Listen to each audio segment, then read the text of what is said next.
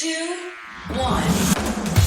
7 things you probably didn't know you need to know. I'm Jamie East, and this is the Smart 7. Good morning, everybody. It's Friday the 17th of June, and it's Eat Your Veggies Day. And a big happy birthday to Kendrick Lamar, Venus Williams, Jodie Whittaker and Barry Manilow.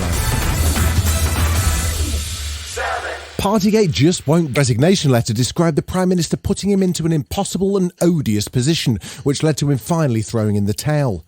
He's the second ethics advisor to quit under Boris Johnson, and Downing Street wouldn't commit to whether a new advisor would even be appointed.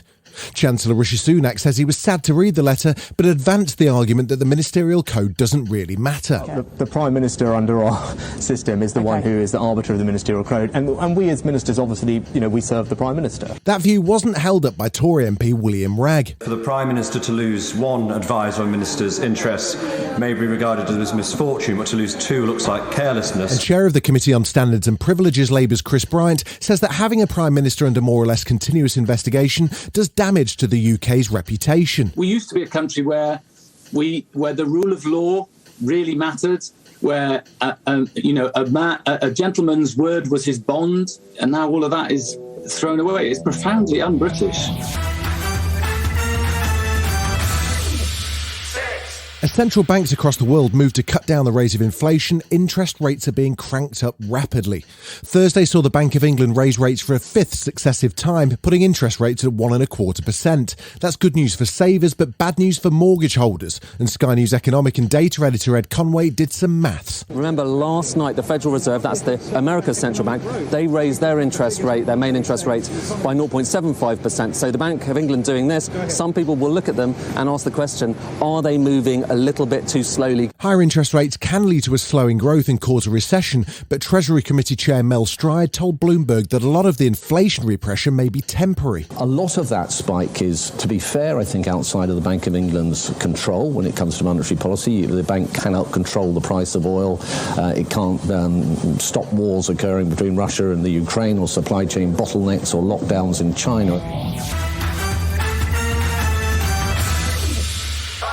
Thursday saw a train full of visitors arrive into Kyiv, with French President Macron, Italian PM Draghi, German Chancellor Scholz and Romanian President Iohannis all on board. They arrived to the sound of air raid sirens, but the visit was without incident, and the leaders toured the city and pledged more military support and that Europe would stand with Ukraine.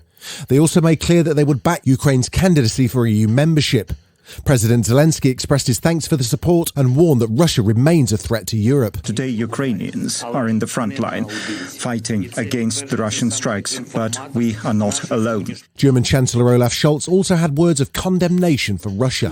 It's very clear this aggression on Ukraine marks the change of a time, of an age. And what Russia is doing here is unacceptable. Meanwhile, Russian Foreign Minister Sergei Lavrov sat down with the BBC to explain that Russia felt it had to begin its offensive on Ukraine because of NATO. We didn't invade Ukraine. We declared a special military operation because we had absolutely no other way of explaining to the West that dragging the Ukraine into NATO was a criminal act.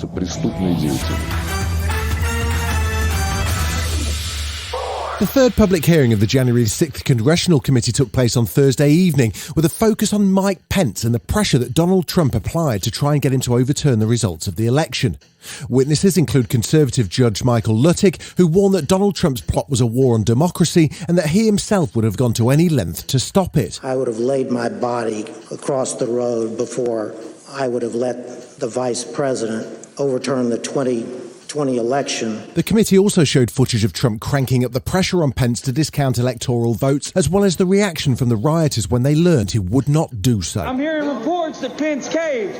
I'm telling you, if Pence caved, we're going to drag motherfuckers through the streets. Still to come on the Smart 7, it's all going well for Rory McIlroy on day one of the Masters, and Harry Styles is a really big softie. Right after this. Welcome back. 3. The US Open teed off on Thursday with Rory McIlroy hoping to win another major and continue his success after winning the Canadian Open last weekend. The first day went pretty well for him. He finished 3 under par and was the early clubhouse leader. He says he's in a good place, and he's not talking about the clubhouse. I think mentally I'm in a good spot. I think I showed that out there today with some of the par saves and just trying to keep myself going.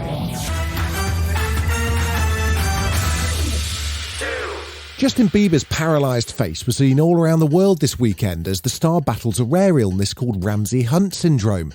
His wife Hailey recently had surgery to close a hole in her heart, but she was bravely out and about promoting her new skincare line, and she told Jimmy Fallon the couple are both doing better.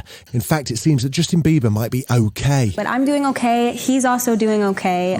Obviously, it's been a weird turn of events the last couple months and the last even few days, but he's okay and he's going to be totally okay. He's about to hit Amazon Prime in his first proper lead role in the movie My Policeman, which sees him at the centre of a love triangle with Emma Corrin and David Dawson. He's also just had a #1 album across the world, and he's also touring the UK. He is, of course, Harry Styles, and despite all the success, he took a moment at his Manchester gig to thank a very special person in his life. My first ever school teacher is here tonight. Her name's Mrs. Vernon, and I believe she's in the crowd. There she is. Mrs. Vernon! This has been The Smart 7. Wherever you're listening, do us a favour and hit the follow button. We'll be back tomorrow at 7 a.m. Have a great day. Written, produced and published by Daft Doris.